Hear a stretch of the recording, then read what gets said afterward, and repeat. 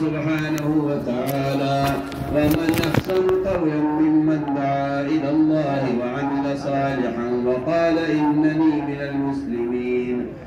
وقال الله سبحانه وتعالى: إنما يعمر مساجد الله من آمن بالله واليوم الآخر وأقام الصلاة وآتى الزكاة ولم يخش إلا الله فعسى أولئك أن يكونوا من المهتدين. وقال عليه الصلاة والسلام: لغدوة أو روحة في سبيل الله خير من الدنيا وما فيها. وقال عليه الصلاة والسلام: من رأى منكم منكرا فليغيره بيده فإن لم يستطع فبلسانه فإن لم يستطع فبقلبه وذلك أضعف الإيمان، أو كما قال عليه الصلاة والسلام. میرے انتہائی محترم بزرگوں، دوستوں، عزیز ہو، یہ دنیا کا قانون ہے، دنیا کا دستور ہے کہ انسان جس لائن میں محنت کرتا ہے اس لائن سے کامیابی کا یقین اس کے دل میں پیدا ہو جاتا ہے۔ آپ زمیندار سے پوچھیں ڈاکٹری کس طرح ہوتی ہے، وہ کہے گا مجھے معلوم نہیں۔ آپ ڈاکٹر سے پوچھیں زمیندارہ کیسے ہوتا ہے، وہ کہتا ہے مجھے معلوم نہیں۔ ہر آدمی کو اس لائن کی خبر ہے جس میں اس کی محنت، اس کا وقت لگ رہا ہے۔ مسلمان دین سے ناواقف اور دین سے جاہل اور دین سے کامیابی کا یقین دل میں اس لیے نہیں ہے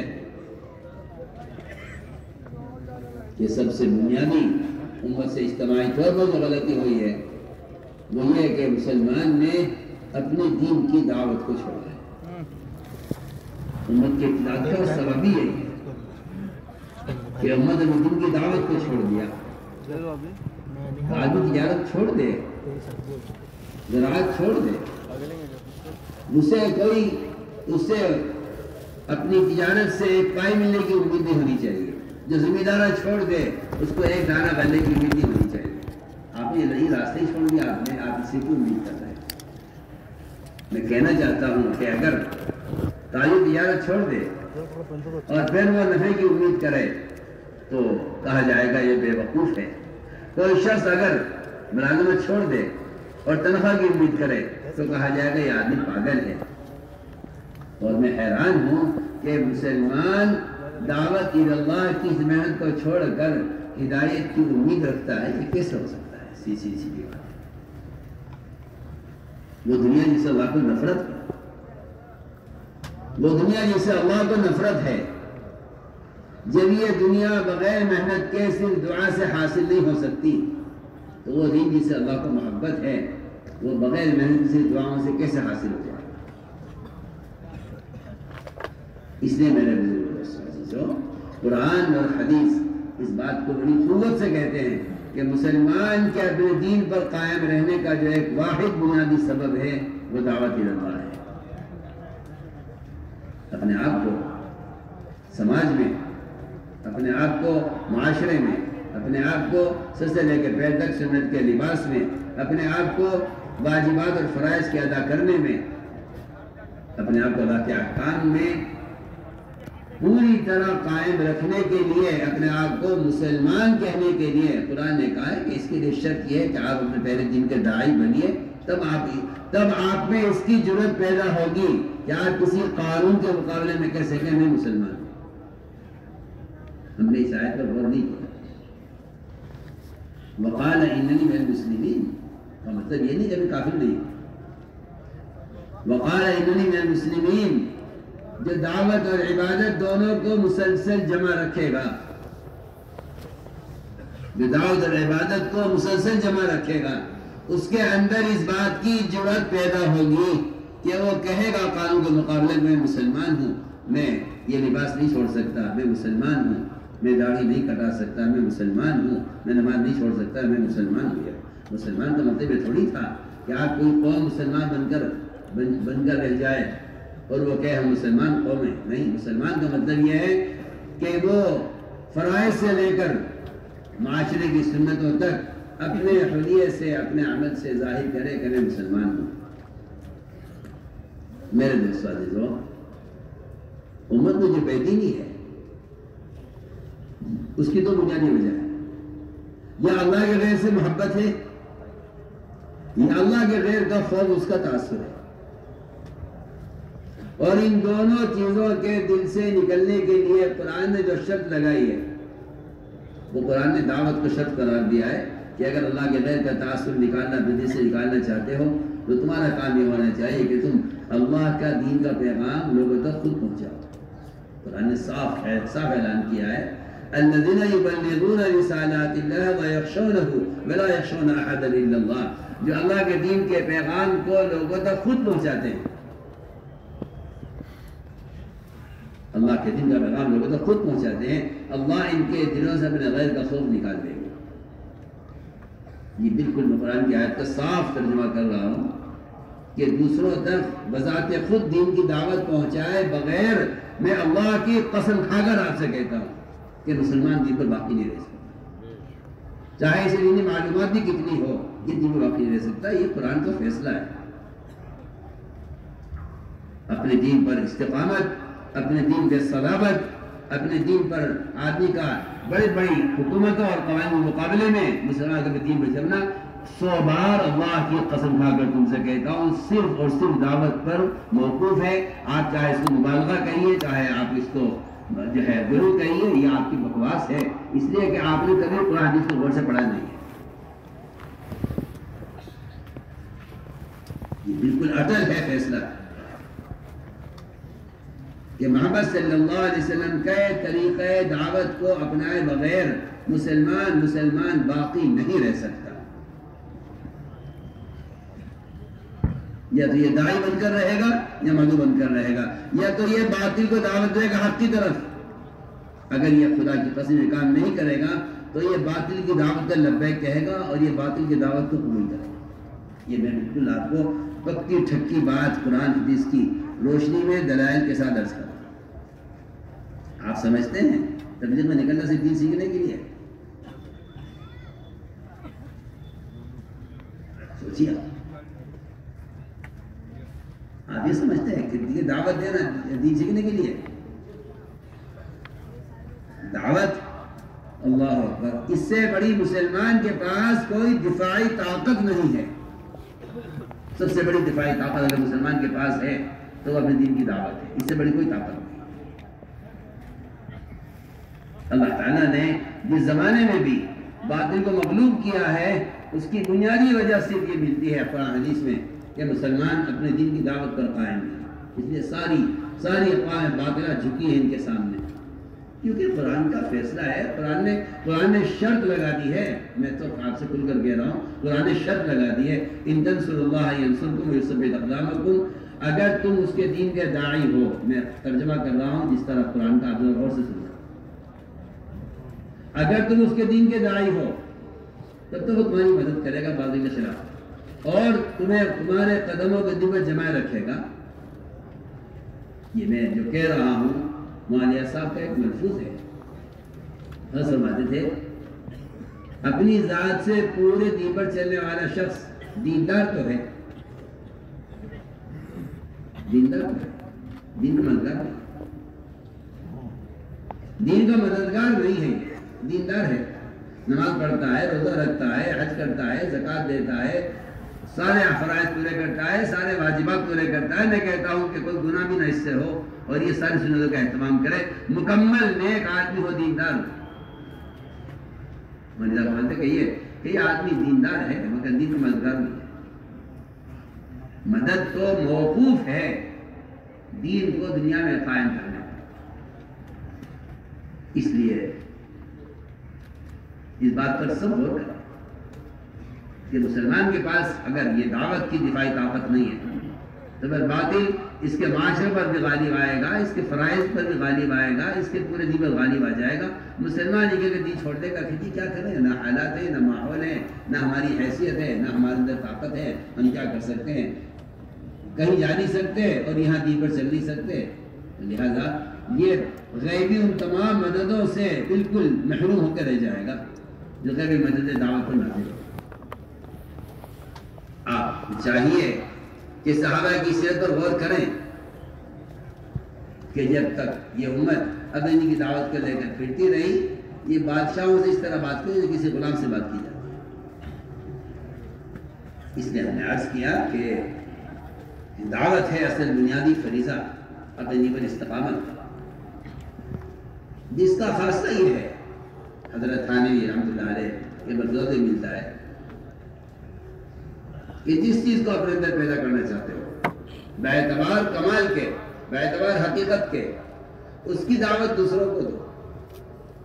یہاں تو ایک جہالت اور ایک بے وقوفی یہ عام ہو گئی ہے لوگوں میں کہ جو آدمی عمل نہ کرے وہ دعوت نہ دے، کیونکہ وہ خود عمل نہیں کرتا، دعوت کیسے دے گا؟ اور قرآن کو غلط سمجھنا، غلط بیان کرنا اور اسے دلیل بنا کر پیش کر دینا، لِمَ تَقُولُونَ مَا لَا تَفْعَلُونَ، کیا آپ جس کام کو کرتے ہیں جسے کہتے کیوں ہو؟ دیکھیے تو صحیح، یہ کہنا جس کام کو آپ کرتے ہیں جسے کہتے کیوں ہو، یہ بالکل علماء نے لکھا ہے یہ ایسا ہے جیسا کوئی آدمی نماز چھوڑنے کی وجہ سے روزہ بھی چھوڑ دے۔ ایک آدمی نماز نہیں پڑھتا تو کیا روزہ بھی نہ رکھے کہ بھائی آپ نماز بھی پڑھتے روزہ بھی رکھتے؟ پہلے آپ نماز تو پڑھیے پھر روزہ بھی رکھ لیں گے؟ نہیں، نماز چھوڑنا مستقل گناہ ہے، روزہ نہ رکھنا مستقل گناہ ہے۔ اس طرح علماء نے لکھا ہے کہ عمل نہ کرنا مستقل گناہ ہے، دعوت نہ دینا مستقل گناہ ہے۔ کہاں تو یہ کہہ دے کہ میاں پہلے آپ عمل کریں پھر دعوت دیں؟ نہیں، دعوت مستقل فریضہ ہے، نماز پڑھنا مستقل ایک فریضہ ہے۔ ایک آدمی نماز نہیں پڑھتا لیکن کسی کو نماز کی دعوت دیتا ہے تو اس کے ذمہ دعوت دینا اتنا ہی ضروری ہے جتنا کسی نماز کے پابند آدمی کو نماز کی دعوت دینا ضروری ہے۔ دعوت ایک فریضہ ہے، نماز روزے کی طرح، حج و زکوٰۃ کی طرح دعوت ایک فریضہ ہے۔ تو میں نے عرض کیا کہ اصل بات یہ ہے کہ جس چیز کو اندر پیدا کرنا چاہتے ہو باعتبار کمال کے،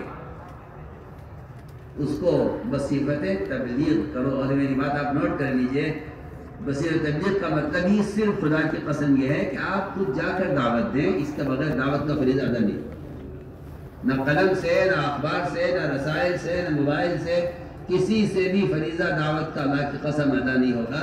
آپ خود جا کر دعوت دیں گے تو دعوت کا فریضہ ادا ہوگا، ورنہ فریضہ ادا نہیں ہوگا۔ یہ بات آپ نوٹ کر لیجئے۔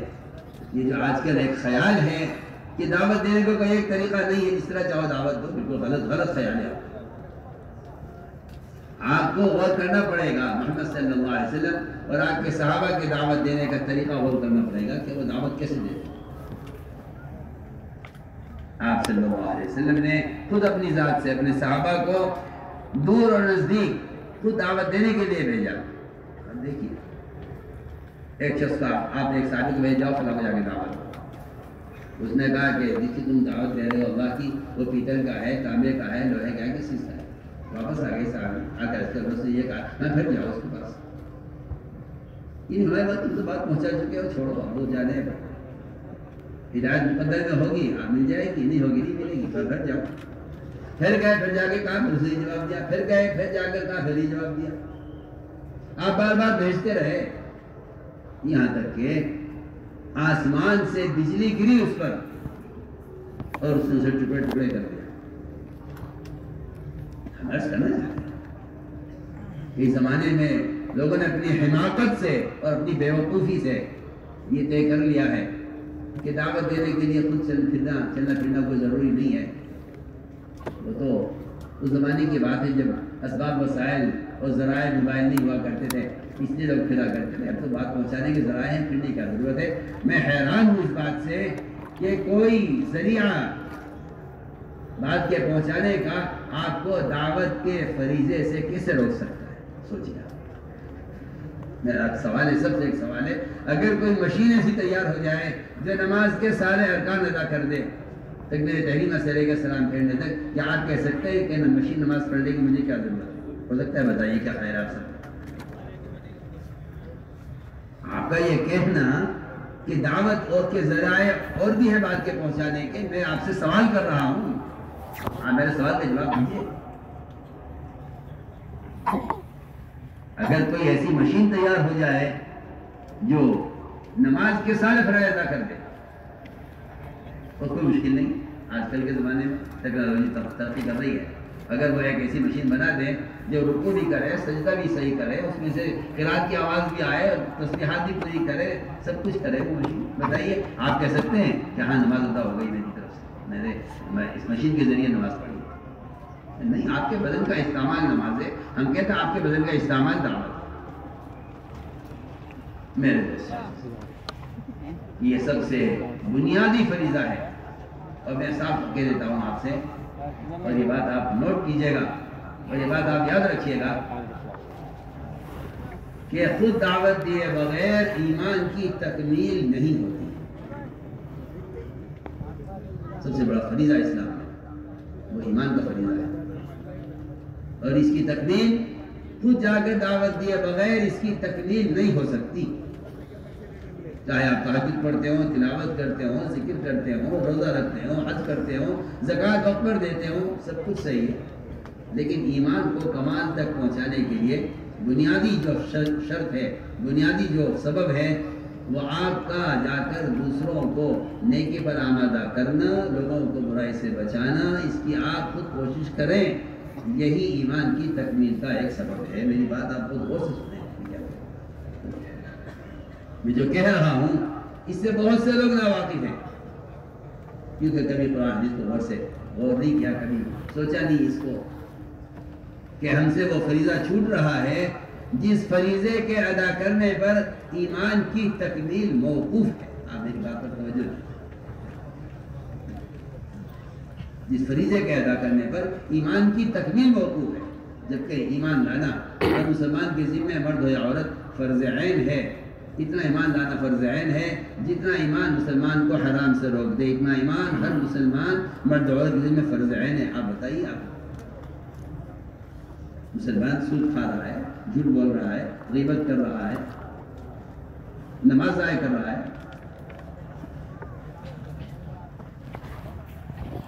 کہ اتنا ایمان سیدھا مسلمان کے ذمہ فرض عین ہے جتنا ایمان اس کو حرام سے روک دے. سوال اس بات کا ہے کہ پھر ایمان کی تکمیل کیسے؟ دیکھو میرے ایمان کی تکمیل کے لیے صحابہ کرام کا ایک معمول تھا.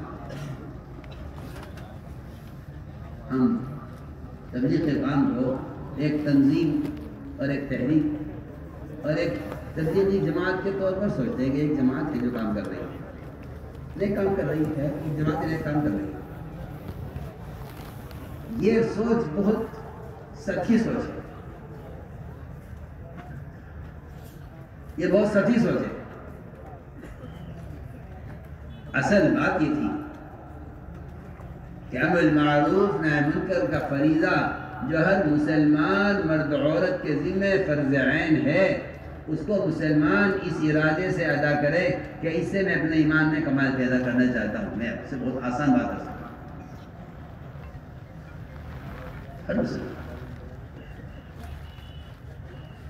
آپ اس کو تبلیغ جماعت کا کام سمجھیں, میں حیران ہوں. آپ اس کو تبلیغی جماعت کا کام سمجھیں. آپ مسجد میں لا کر ایمان کے حلقوں میں لوگوں کو جوڑنے کو تبلیغی جماعت کی تنظیم اور تحریک سمجھے, یہ آپ کی بہت ناسمجھی ہے, یہ آپ کا بالکل غلط خیال ہے.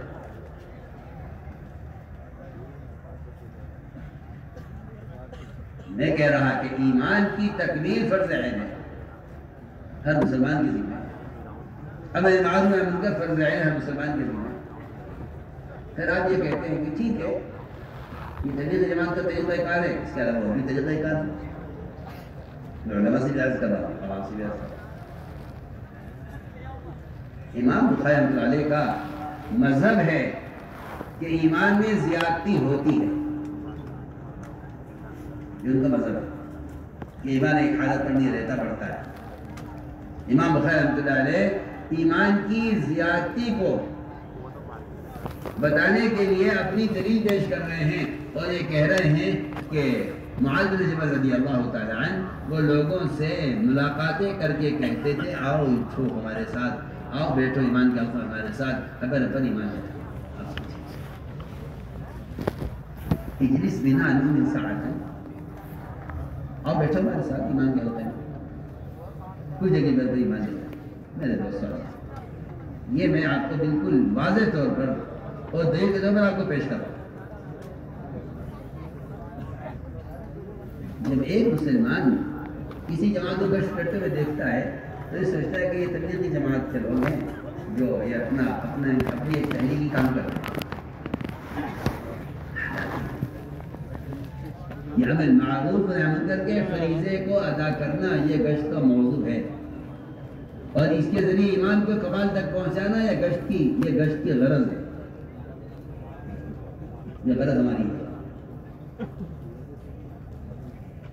عمر رضی اللہ تعالیٰ عنہ بازاروں میں ایک ایک کا ہاتھ پکڑتے، ایک ایک سے ملاقات کرتے اور کہتے اٹھو ہمارے ساتھ، آؤ ہمارے ساتھ، چلو ہمارے ساتھ.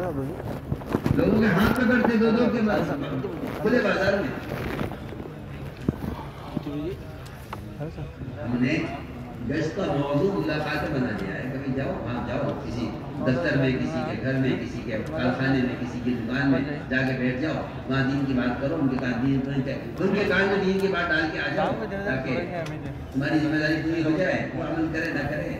میں حیران ہوں آپ کی اس گشت سے، اور میں حیران ہوں آپ کی سوچ سے، جبکہ گشت کا مقصد یہ ہے